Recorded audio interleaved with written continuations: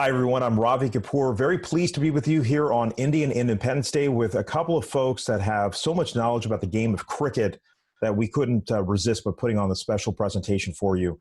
We're joined by Alok Singh, who is a real advocate for the sport here in the United States. Has been very actively involved in the development of youth cricket in the United States. And of course, he's a technology executive.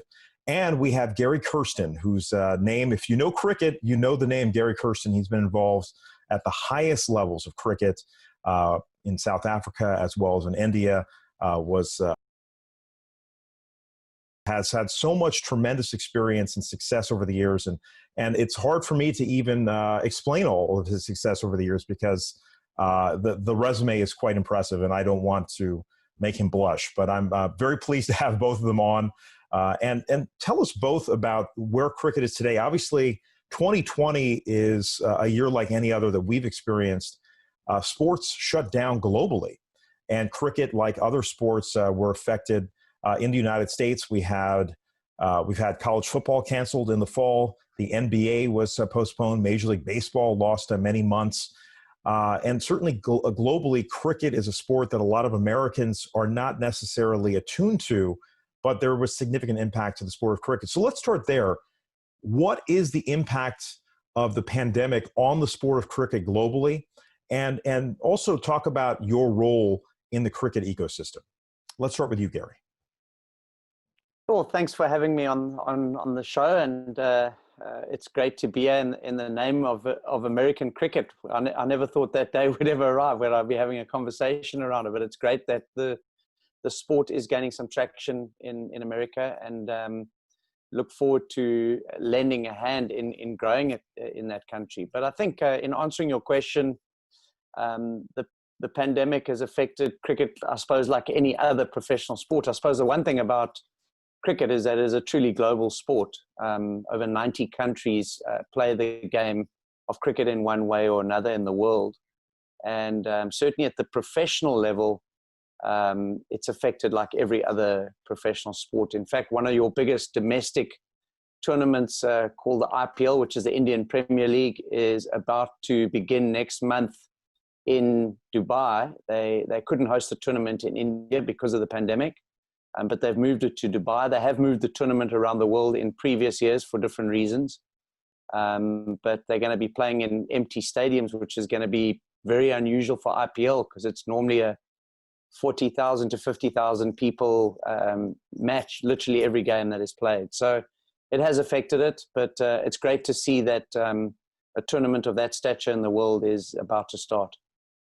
So Gary, your experience, first of all, leading the Indian cricket team to the World Cup in 2011. And what's interesting is I happened to be in India at the time. So it was incredible to experience that firsthand. And again, as an American who did not grow up paying attention to cricket, it was eye-opening, and obviously there was a lot of pride in the country.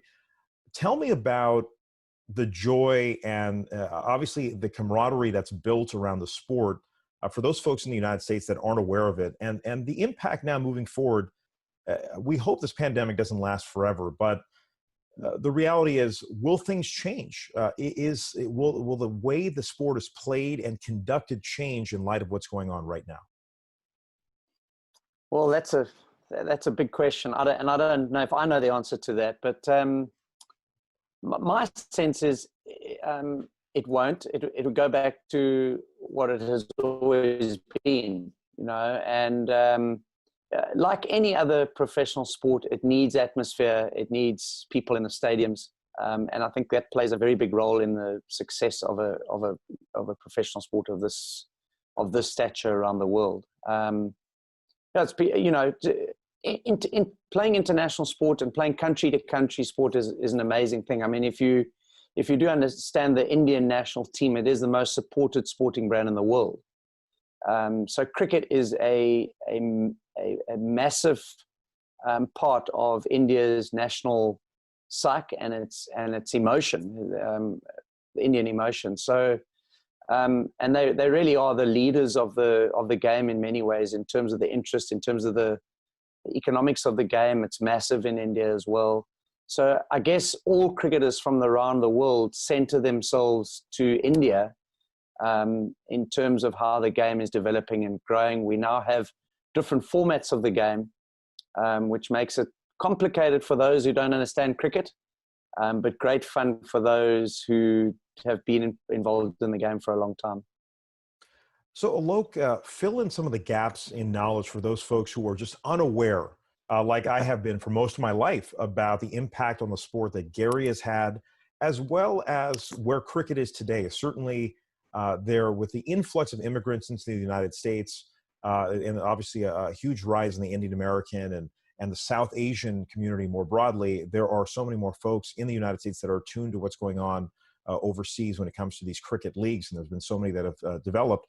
But fill folks in about the power of cricket globally, the power of cricket in South Asia, and what role Gary has played in developing cricket into this powerhouse. Well, my role is very small. I was a professional player for 17 years. I played 11 years for South Africa. And in those 11 years, I went on over 40 tours around the world representing South Africa. I retired in 2004 and went straight into coaching. And my first coaching job that I got was with the Indian national team. And I need to put that into context, because that's not something that just comes around. It was almost a heist for me to have got the job, you know. And I hadn't expressed an interest in it. I was approached, and I think there was a general feeling that my style and way of doing things would suit the Indian team. So I think it was a fortuitous appointment rather than a strategic one. Anyway, as it turned out, it was a good connection between coach manager. That was my role as a South African coming to join, you know, an Indian team, and spending 3 years with them, culminating in winning a World Cup, which is our kind of premier competition in the sport. You win a World Cup, it's a 4-year journey of being World Cup champions, and we were able to do that in 2011. So that's a very small role that I played, but I've been fascinated by the growth of the game around the world. You know, I came to America for the first time in the name of cricket way back in 2000, when I was invited to come to a cricket tournament in Philadelphia, and was asked to do an after dinner talk and play some of the matches. It was great fun. It was a very social event, and not many Americans playing there. There was a lot of foreigners around, and obviously lots of Asians that were playing in the tournament as well. But for me, that was my introduction into the game in America. I didn't realize that there are 160 cricket leagues in America, and that the game is actually played in certain parts of America quite significantly. And there has been international cricket played down in Florida. And I know Alok could probably better informed to answer this, but there's a big drive to introduce the sport at the highest level into the States, and I think that's very exciting. Let's turn things over to Alok, because Alok and I have discussed cricket at length, and he really believes there's a gigantic opportunity in the United States to support a cricket league. But you know, there are interests overseas that want to make sure that paradigm stays with them. What has been the challenge of getting a cricket league off the ground? And when you see a league formed, will it be its own individual league just based in the United States with just U.S. teams? Or do you see this really turning into a global league where the teams that are formed in the United States could potentially compete with the teams from overseas? Oh, absolutely. So, Ravi, first of all, thank you very much for having me on this show. I'm always delighted to talk with Gary and dig deeper into all the insights he shares from his experiences. First of all, let me also add to the point what Gary was saying, that he has played a small role. No, he had played a very, very big role on cricket in general, and especially Indian cricket. And just to quote our legend of the game, MS Dhoni, he was the best thing to have happened to Indian cricket. And India won the World Cup under his guidance and coaching, and that was a phenomenal episode of Indian cricket. Now, keeping that in mind, we all know cricket is the second most popular sport in the world, and it's making its inroads into the United States as well. Uh, to your point that yes, there's a huge immigrant community here, people from all different cricket playing countries coming here and doing their regular jobs, but also spending time to play cricket. And that has actually given the belief to the people who are managing this game in the country that there's a lot more to be done. And that's the reason people like Gary and other experts in the cricketing world can play a very important role. You also asked earlier, Ravi, about the pandemic, and let me just touch upon that point and why Gary and his team would also play an important role going forward. Definitely, this pandemic has challenged everyone, and there's a new normal, as we all are talking about. And coming from technology sector, we all have now accepted very clearly that technology is going to be even more relevant, and it was never so important, because the silver lining in this situation, what we have is we all can do a lot more while working remote and doing some distant learning or coaching. And Gary and his team has built a phenomenal product which would be really very, very helpful using the digital platform. And that's where I see the opportunity where the US cricket and the followers can actually leverage and make the cricket even one of the major sports in the future. I think that's a good point, Alok, because the reality is the adoption of cricket at a general market level is just not there in the United States. And for those of us that are indoctrinated into sports at an early age, like I was, having immigrant parents who had no concept about American sports and seeing their son take to the NFL, take to the NBA, take to Major League Baseball. I was watching so many sports as a kid. My parents didn't exactly know why. They didn't. It didn't compute for them. And of course, I got into sports broadcasting for quite an extent of my career. And so the impact of sport is tremendous around the world. But in order to get that adoption in the United States, the reality is, as I witnessed firsthand in my own life, you see the sport on television constantly. You are able to attend a match or a game in person. You're around the camaraderie of the sport. And what's beautiful about sport at large is that you can be from any background, any walk of life, and you have that joint shared experience of rooting for X or Y team.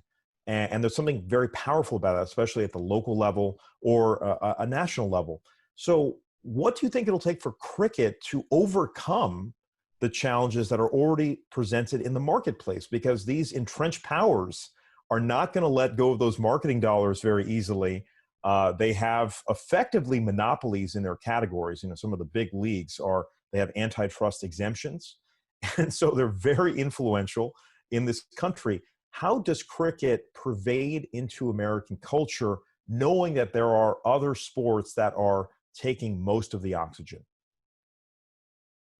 Sure, Ravi. I would request Gary to actually share his experiences. He has a lot more experience and expertise in this area. He's gone around the world and helped many teams, not only to perform well, but also to develop this game at the grassroots level. At my level, let me just add one point. I'm part of USA Cricket as youth coordinator, and we have done some great work in the last 6 months. Pandemic came in between, but what we saw, there's a huge potential for this game to grow. And there is a next generation of players who are ready to take this game and also make their career in the future.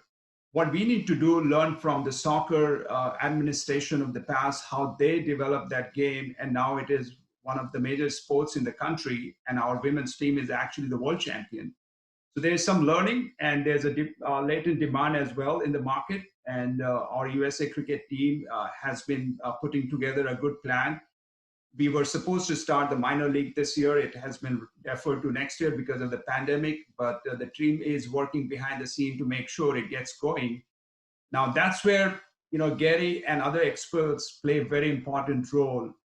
For all these administration here in the United States, they need to be guided by someone like him. So let's ask Gary that, hey, what do you think, you know, in other new countries, this game was developed and what special thing was done by the administration there?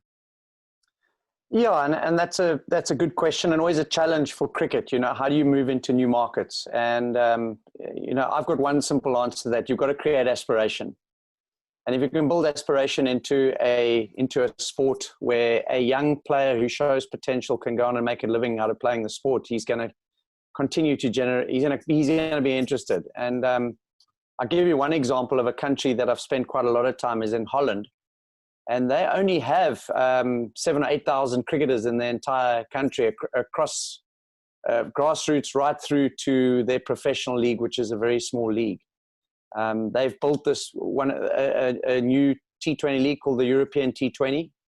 And there's a young kid there that was about to give up playing cricket because there was no future in it, and got offered a contract and was getting paid a decent amount of money to stay in the game and play in one of these leagues. And that was a good example for me of someone that was playing for the love of the game, now suddenly had aspiration in the game and was very keen to continue and pursue a cricket career.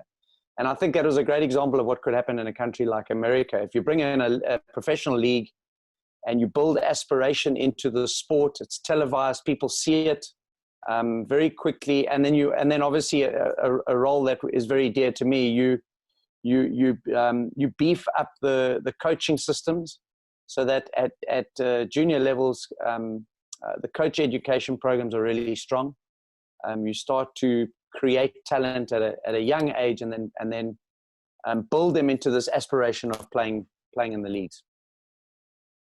That's a great point. I mean, certainly the development of soccer or football, as they call it overseas, in the United States has been tremendous. And I think it did start with youth sports. And I played soccer as a kid, did not watch soccer on television, but there were so many opportunities for young people to get involved in the sport. And of course, it helps that parents want to see their kids run around and burn off some of that excess energy and get out there and get physically fit. So those are all wonderful traits of being involved in sports at an early age.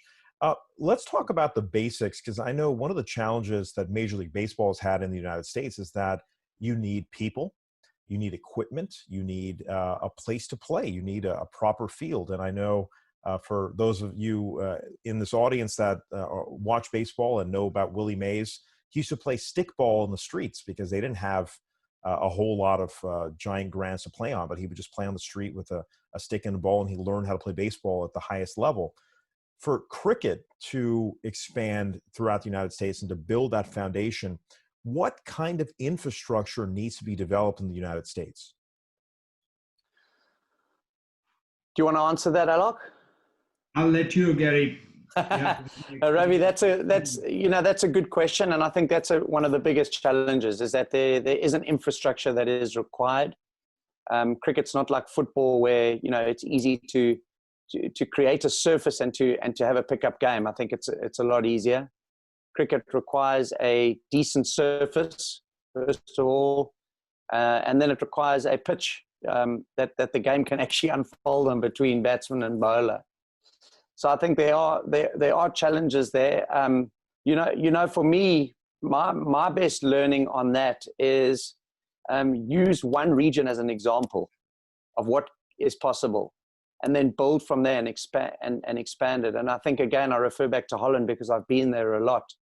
I mean, up until 10 years ago, they never played on grass pitches. They just played on artificial. But they now have 6 or 7 grass wickets around the country, only because the Amsterdam Cricket Club were the first to realize that if we're going to grow the game in this country, we need to produce facilities that are equal to what you would get around the world. So I think it's a slow journey. It's an expensive one as well. I think you can get really creative in it. Artificial is definitely the way of the future in cricket, in my view. And these days, there's artificial pitches that can be very successful and well used, and obviously playing under lights. So those kind of infrastructures, I guess, start slow and then they build up as the game becomes more and more popular. When you got to India, what challenges did you face seeing the way the team was formed at that time? And what did you do to transform the team to get over the hump and to become the World Cup champions? Because certainly, just like you're developing young children into becoming professionals, you're taking professionals that had performed a certain way at a certain level, and you clearly maximize their talents to bring home a global championship. Well, it's a fantastic leadership journey. It's as simple as that. You know, it's trying to understand what the tweaks were. I think one of the beauties of professional sport is that when you're playing with a talented team, it's always a great starting point because you know what they're capable of.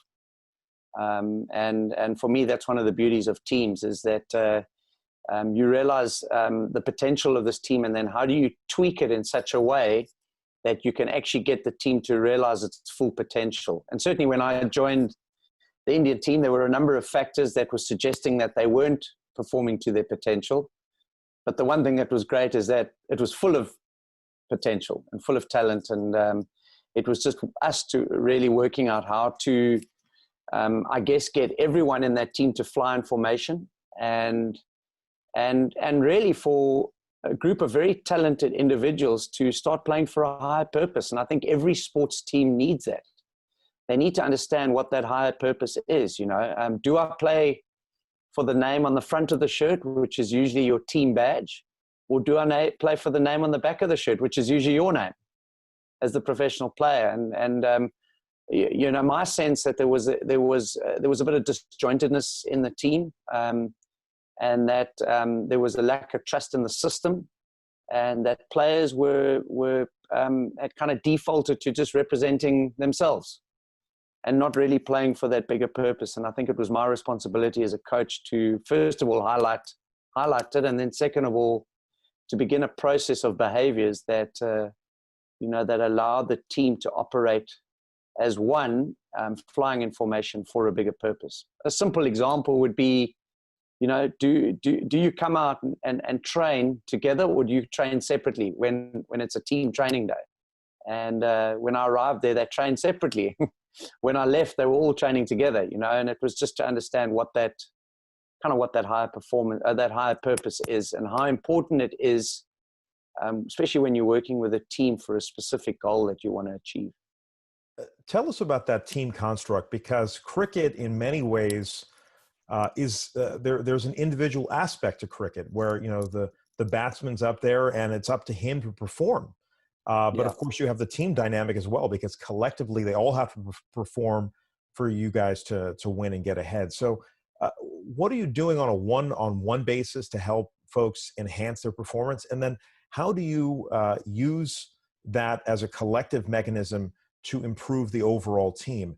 Since, you know, you have folks that are at different skill levels. As someone that's a real novice watching cricket, there are some folks that are just unbelievably good, and then some folks that, you know, or maybe not as skilled batsmen as some of the major names on the team. So one of the beauties of any team sport is that it does require every member of the team at some point in a campaign to make a contribution. Some contributions will be smaller than others, but the contribution is vital to achieve the kind of success that a team wants to achieve. And we've always said in cricket that individuals can win matches, but teams win trophies. And I'm sure that's the same with most team sports. I've just finished watching that documentary series on Michael Jordan, The Last Dance. And as much of a hero as he was in the Chicago Bulls, he talks at length about the importance of his teammates in the success that they had. Cricket's not dissimilar, and whilst there's a lot of individualism to it, there's still a huge requirement for every individual to make that contribution. So his own growth, his own development as a player, his own intellect as a player in pressure situations, and how he can strategize around every situation to make a performance is the stuff that us as coaches and leaders of teams focus on. And you're absolutely spot on, Ravi, where how do you kind of bring that all together into a team context? Well, you know, for us, it's the responsibility as the coach as well to build the individual strength into what the greater context is, which is how do we want to win games of cricket? What are the opposition we're playing against, and how are we actually going to win this game today? And we build our strategies as coaches around those individuals and what their strengths and weaknesses are. Gary, you talked about your experience as the coach of Indian cricket team, and of course, what you did is something phenomenal. It is a good material for Harvard Business School case study on leadership in the future. One aspect which I wanted to take your views on is about a role of a player and a role of a coach. When you compare your role as a player in the South Africa team, it was a strong team, and many a tournament they were touted to be the winner, and you were one of the key players of the team, but they failed to win any big tournament, especially the World Cup. And then you became coach of India team after you took retirement from the international cricket, and you helped them win the World Cup. So how do you see those two different experiences, and what worked and what didn't work? That's a complicated question, Alok, but yeah, I think the experience that I had as a player is very different to the one as a coach. I love coaching, but I think I love coaching because I understand the player. And I think when you're an individual athlete, a lot of your focus is on yourself, and making sure that you're up for the performance and you do whatever you need. And it's quite a selfish space, to be honest with you. And I realized very quickly as I moved into coaching that when you wake up every morning to prepare your players for performance, your focus of attention is on how you're going to get every one of those players to thrive on that day, and how you create an environment for the majority of those players to thrive. You're not going to get every player to thrive under your watch. But if you can get the majority of them to thrive, then you've got something. And that was my experience in many ways with the Indian team. I found that when I arrived, it was a disgruntled team with a lot of baggage and issues. And my responsibility was, as a coach, was to try and get every player to thrive in that environment. And when I talk about thrive in their behaviors on a daily basis, but also in their performances. So someone like Sachin Tendulkar, who's a legend in the team, over those 3 years got 18 international hundreds. So he got himself into a position where in that environment he could thrive as a player. Zaire Khan became the number one test bowler in the world. Gautam Gambhir became the number one test batsman in the world.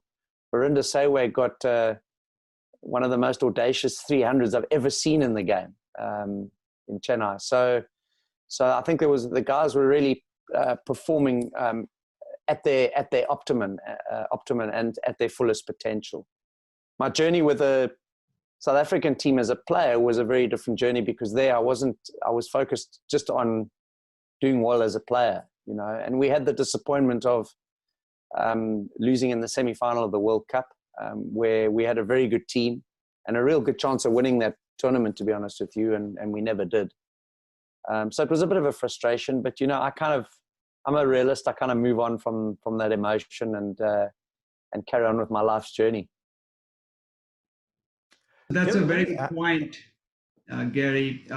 What I wanted to kind of take your insights into now, you have played a role of a successful coach, even for South Africa when you returned from India and they became number one test ranking team. What could have been done differently, in your opinion, in those World Cup semifinals when South Africa lost? And it's been a mystery for many of our followers and students of the games like me. Any insight you would like to share? Well, I don't think there's any silver bullet to working out when players underperform and they don't reach their level of potential. There's a lot of factors that could be at play. And I think in many ways, the experience that I had as a team is there's this kind of mist that comes over the team when they have those big games. And we always talk about, a team that chokes in the big moment, or that struggles in those pressure environments. And I think every league has those kind of teams in them where they kind of get this tag and they get labeled, and then the mist comes over and a lot of very talented players don't perform at their real abilities, and it's not easy to overcome. And there's a lot of interventions that have been attempted that haven't necessarily worked. I think it's going to require a lot of luck, but I'm sure the moment will come at some point where the Right. team can get across the line. I was with the team in the 215 World Cup when they were chasing 292 in a shortened game to beat New Zealand. Sorry, not chasing, they set 292. And with 7 overs to go, the rain came. And AB de Villiers was going absolutely ballistic. I reckon we probably would have got another 80 to 90 runs in those 7 overs, which would have made New Zealand have to get 360. Very different equation, you know. So those kind of things have happened. They've been a little bit unlucky, and sometimes it's affected them. That's so insightful to know, Gary, and someone like you who has seen the game, not only played and performed well, but also coached these multiple teams. And you talked about individual players and Ravi's earlier question on how to develop cricket in the United States. One of the key aspects, what I have seen while being involved in the youth cricket, is the development of these young talents. And we have seen many players from your extended family as well. And you have been involved also in some of the young talents like Virat Kohli when he came to the scene in India and his journey from there on. How do you see the role of parents and even the communities around? And you know very well in this African proverb about it takes a village to raise a child. Similarly, to raise or develop a cricketer, you need a lot more people. So the role of parents and communities, how do you see that? Yeah, Alec, I think parents play a very important role in that they should be supporters of the development of a child's talent, you know. And I sometimes get very nervous when I see parents getting too involved, where they become the coach as well, you know. And I always encourage parents, just be the supporter, because essentially the kid is playing for you and is playing to meet your needs and playing to please dad, you know. I want to please dad. I want to make dad happy tonight. I'll never forget reading the book from Andre Agassi called Open, which was written, I think, a number of years ago. And he talks about the trials and tribulations that he had growing up with his dad putting a lot of pressure on him to perform. And he said, he didn't really enjoy it, to the point where he actually didn't even enjoy playing the game of tennis. Right. So I think parents have a massive responsibility to be really supportive. And then the second part of answering that question is coaching is absolutely critical to the development of any kid. And the quality of coaching makes a massive difference. You can articulate any great player across any sport. They'll talk about a mentor, or they'll talk about a coach while they were a young player that made a big difference to them. And that's why I'm so passionate about this online coaching, in that we can take coaching around the world remotely, and we can provide coaches with information that they need to be able to coach with real quality, so that any kid that does show a level of potential, they're getting the right guidance that develops them all the way through the pathway to going on to play the game professional. Without that quality level of coaching right from a young age and all the way through, kids have very little chance of progressing, because there's going to be a blockage. They're going to reach a level of a standard that they can't match, because they haven't had the understanding and the knowledge and the education around how to manage themselves in that situation. That's a super, super relevant point, Gary, you mentioned. And that's what I also wanted to know a little more from you, the role of coaches as well. And as we work with a lot of youngsters, we see them move from school to district, state, and national teams. And so in the process, they come across different coaches, and they all have different roles.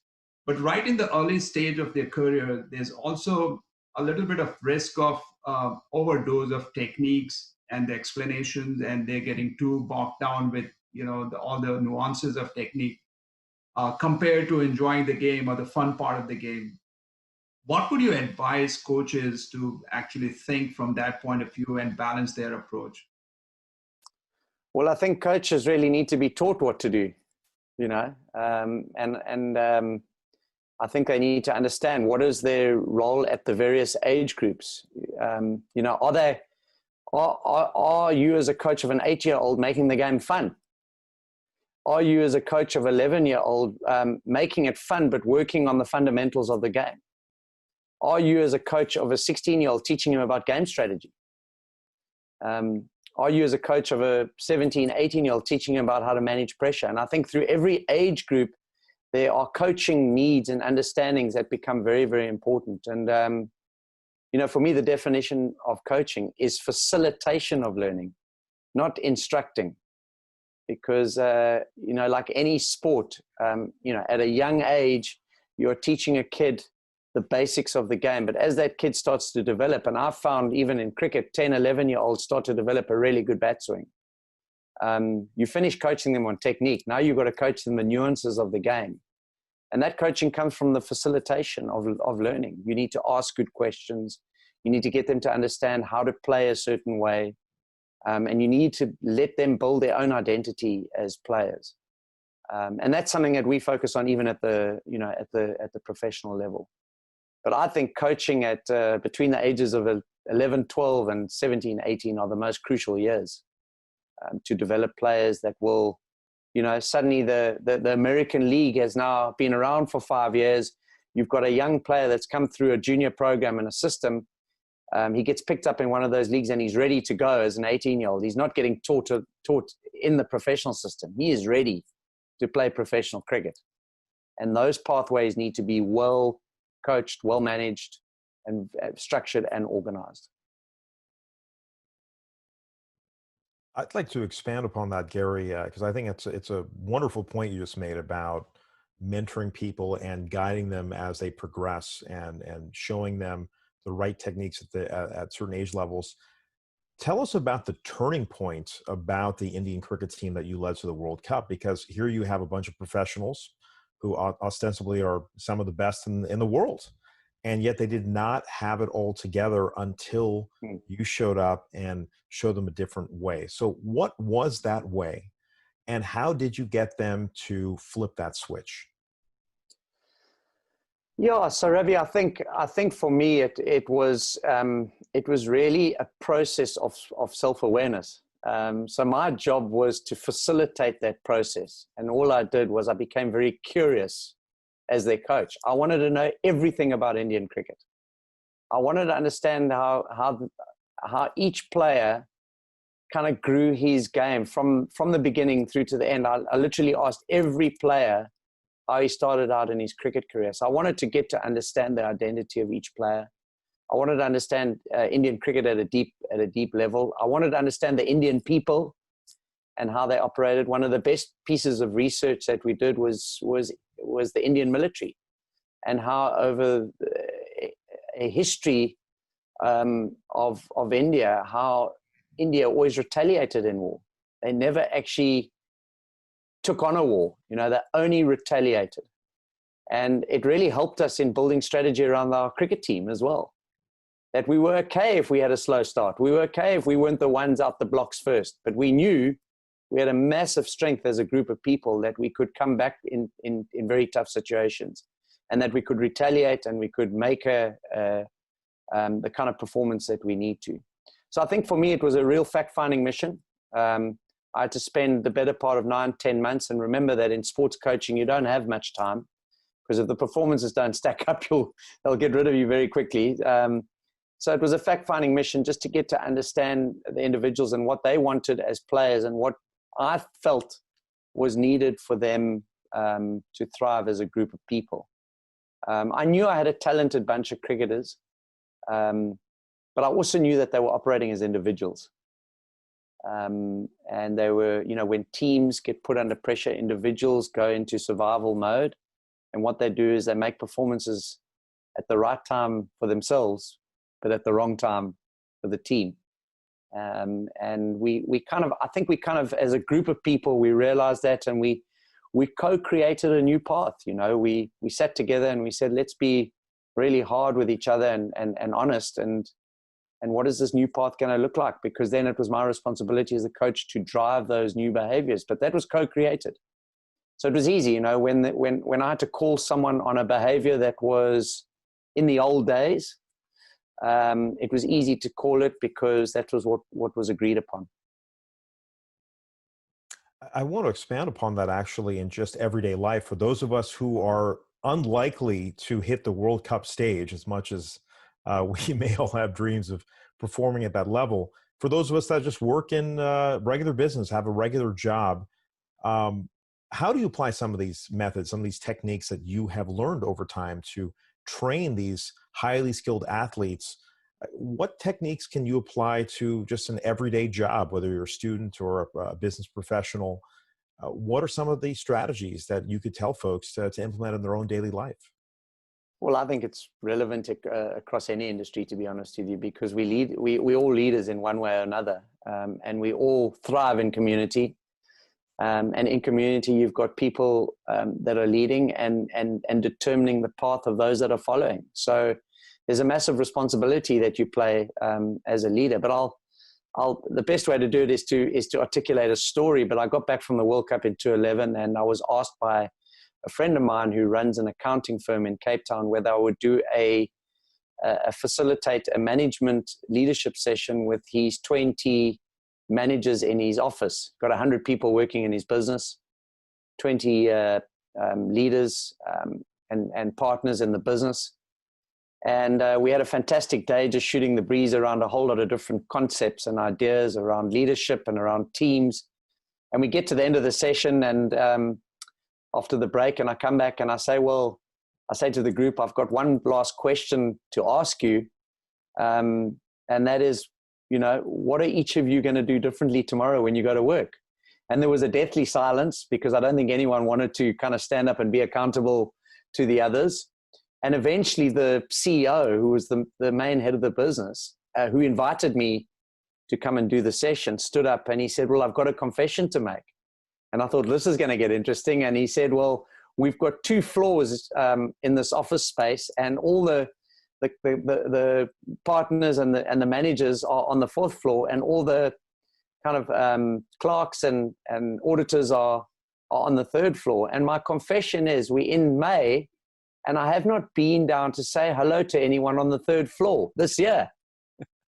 So I said to him, well, what are you going to do about it? He said, from tomorrow, I'm going to make a commitment at least once a week to take a walk at the beginning of the day down to the 3rd floor and go and have a conversation with someone. And it was incredible because 3 months later, I went back and I did some one-on-ones with the auditors and the clerks as was requested. And the whole morale of that business had turned around by the change in behavior of one leader. And it was amazing. It was a successful business. So they didn't have issues in terms of their relationships with their customers. But their organizational health was under stress. And they were starting to fight with one another. And that single bit of behavior really had a massive shift in that business.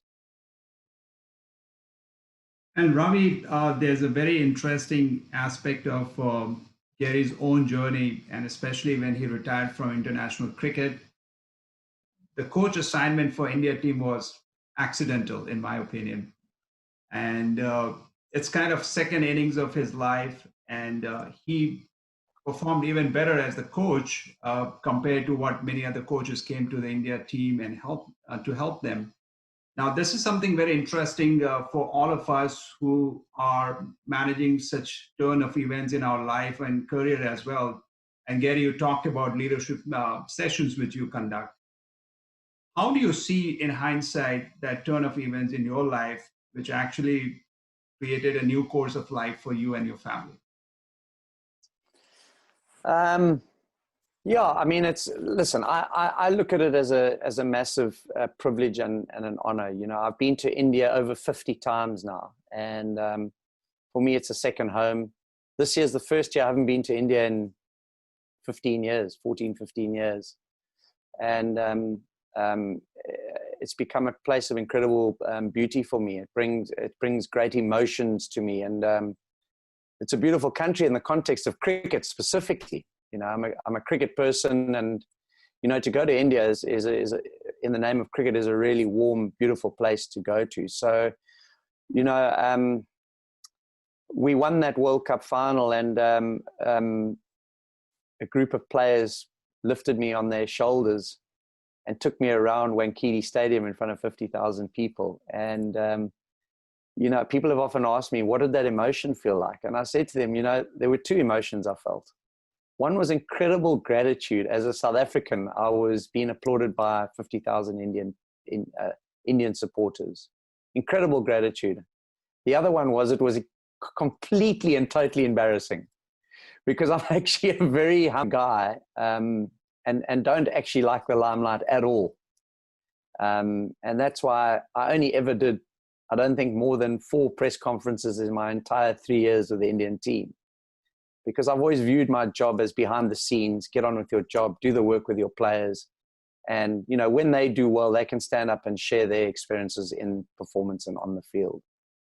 And I've always tried to kind of mirror that experience in my life. I'm certainly not one that likes to be in the limelight at all, and just enjoy the journey. You know, that journey for me was more about the 3 years I had in the Indian team. And I think of the tier 2 and tier 3 cities that we went through, and we arrive at the airport and we get on the team bus to go to the hotel, and the hotel's 30 Ks away, and you would have the streets lined up 3-4 deep of people just wanting to wave to some of the Indian players on the way through. I mean, the gratitude that one would have for that is immense. And that, you know, those experiences I'll never have again in my life. So it humbles me to think back to those 3 years, and the journeys around India were incredible. I'm sure a lot to learn from your experience in India, and of course, coming from South Africa, we have so much of commonality, and we are talking here on this show for Independence Day. And we know our father of the nation, he spent many years in South Africa. And on this occasion, it becomes very emotional to talk about what he learned from South Africa and when he returned to India. Would you like to share some of your experiences spending time in both countries and witnessing some of the leaders from close quarters? Yeah, well, I mean, for me, there's a great corridor between South Africa and India. And, I was greatly depressed when South African Airways actually canceled the direct flight between Johannesburg and Mumbai, because it was a flight I used to go on a lot.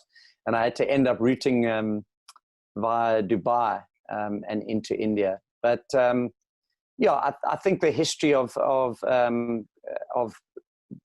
two great leaders in Gandhi and Mandela was just massive in terms of the goodwill that exists between the two countries. And there's obviously a lot of Indians that live in South Africa as well. And there's a rich history of the game of cricket amongst those Indian people in South Africa, which is fantastic. And I think for me, the goodwill that exists between the two countries was culminated in a cricketing context when we were introduced back into world sport after the disastrous years of apartheid and moving into our new democracy in '92, when a South African cricket team, after being in isolation for 40 years, went on their first international tour to India. And who could forget the moment at Eden Gardens in front of 100,000 people when a South African team walked onto the field to play against the Indian team. So I think the goodwill between the countries has existed since those days. It was just an incredibly emotional time for us as cricket people in South Africa. So I think we always look at India very fondly. I think there's a lot of goodwill and good relationships between Indian and South African players at the moment.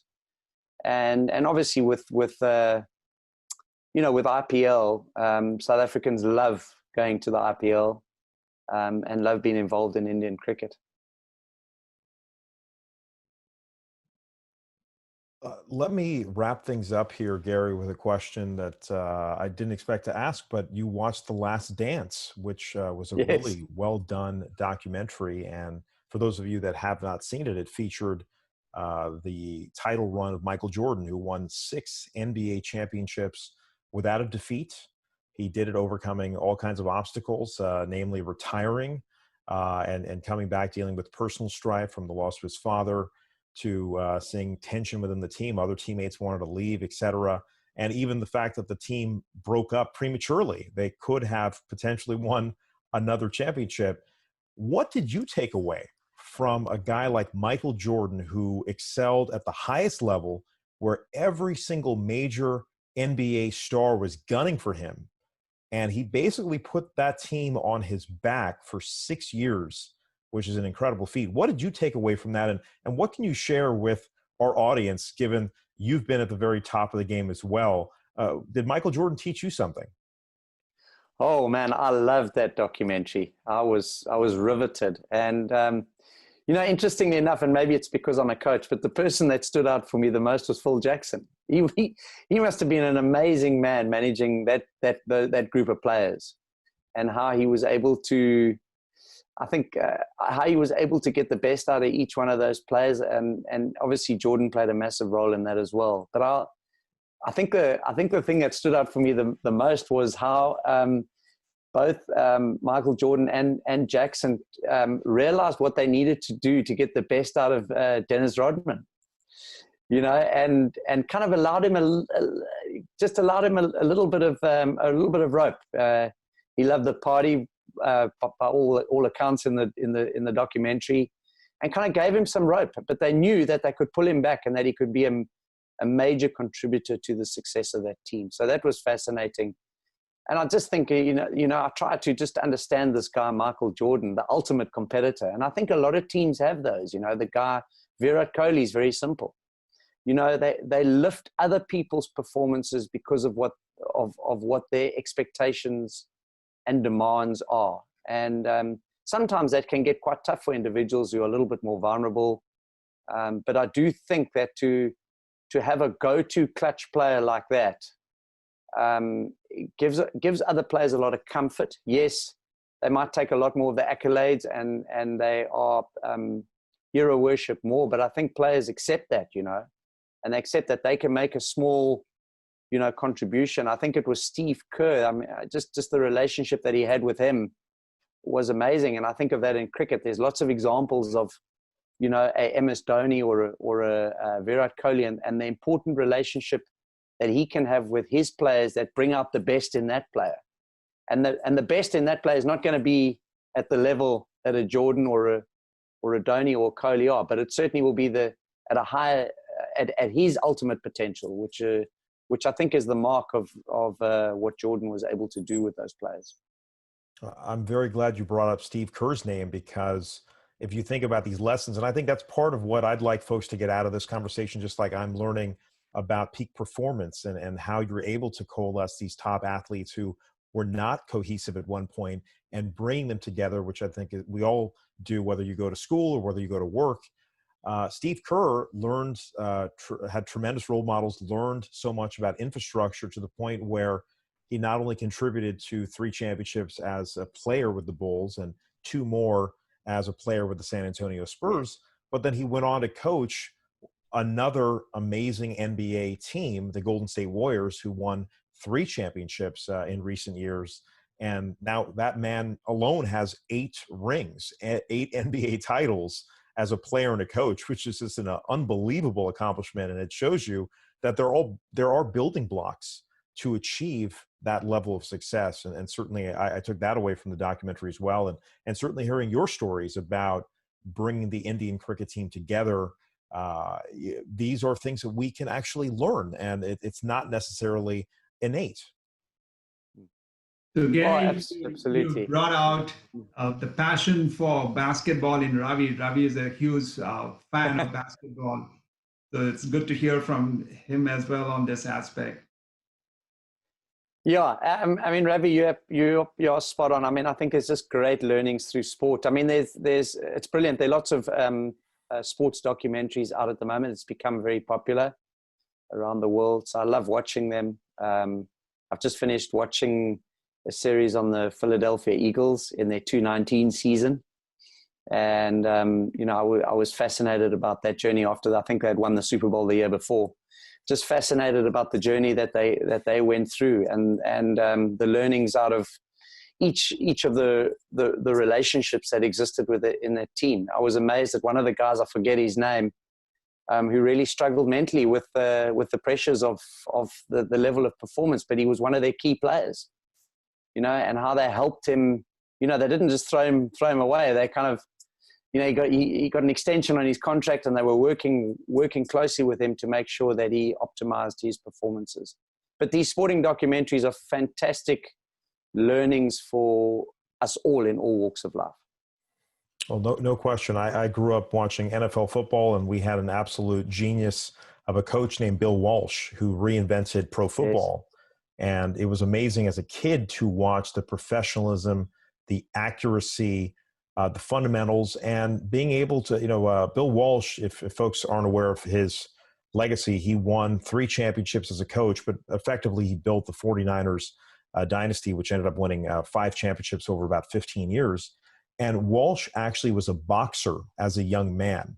And he looked at the game, the NFL game, as one where you had to beat your opponent to the punch just by a millisecond. It was a game of jabs, small jabs the entire time before you could knock them out. And so he used that methodology that he learned from his boxing days and then also becoming a coach. And he was a real intellectual. A lot of folks thought he was too much of a finesse guy to win in the NFL, which is obviously very physical, but he just changed the mentality of using the passing game and using this kind of boxing approach to the NFL. And he certainly revolutionized the game, which is now a pass-heavy league, and the techniques that he implemented are being used to this day. So I really am so glad that we got a chance to talk about building blocks, because I think for those of us that want to achieve something in life and have goals and maybe can't play cricket or can't play NBA basketball, there are certain techniques that you can apply. I do want to end on a note that obviously there is a real goal to bring your phenomenal sport to the United States. What would you, in your heart of hearts, what would you like to see take place? Obviously we have a great infrastructure in India, South Africa, a number of countries around the world have a great cricket culture. Would you like to see a World Cup that truly has every country represented? What do you think it will take for us to get to that point? And are there folks working on initiatives like that? So in answering that, yes, there are folks, I think, working really hard on trying to create something special in America. I think the 20 over format of the game is very relevant in American culture. So I know that is going to be introduced. But you asked what it would take. For me, I think it's the creation of this league, this professional league, with some building blocks underneath. In other words, creating some pathways, and they're going to have to create those pathways very quickly and strategically. And I don't think it's going to be easy to do. But I think if you can get a league off the ground as a starting point, it'll go a long way in starting to get people interested in the sport and building some aspiration, and then hopefully build maybe like a couple of minor leagues, and then some, maybe even some school systems, whatever it is. That would be the way that you could introduce it. Television plays a very important role in exposing the game to as many people as possible in America. It's 30 years of cricketing IP that is really relevant, and the more educated, knowledgeable the coaches become, the better they can coach the players, and the better the players become. It's as simple as that. Gary, Alok, thank you both so much for your time. And Gary, real quick, tell folks how they can find this training online. So the website is www.coachedcricket.com. Very simple, coachedcricket.com. You go straight onto the platform and you can choose whatever product you want of it. The library presents 250 drills embedded into the system. And those drills you can just apply in your everyday coaching. We've also got an accreditation where, you can test yourself and test your knowledge, and then become an accredited coach on the platform as well, which gives you an opportunity to go find work as well. So it's as simple as that. And it's remote. You do everything online. The accreditation will probably take you between 8 to 12 weeks to complete. It's 11 modules. It's like one of these master classes, short courses that you can complete and get some good knowledge. Tremendous. Gary Kirsten, legendary cricket player and coach, and Alok Singh. Gentlemen, thank you so much for your time. It was enlightening. Certainly, I learned a lot more about the sport of cricket, and I hope all of you who aspire to play the game, or for that matter, want to go back into the real world, can use some of these techniques and some of these skills that Gary and Alok introduced to us. I'm Ravi Kapoor. Thanks for joining us. We'll see you again next time.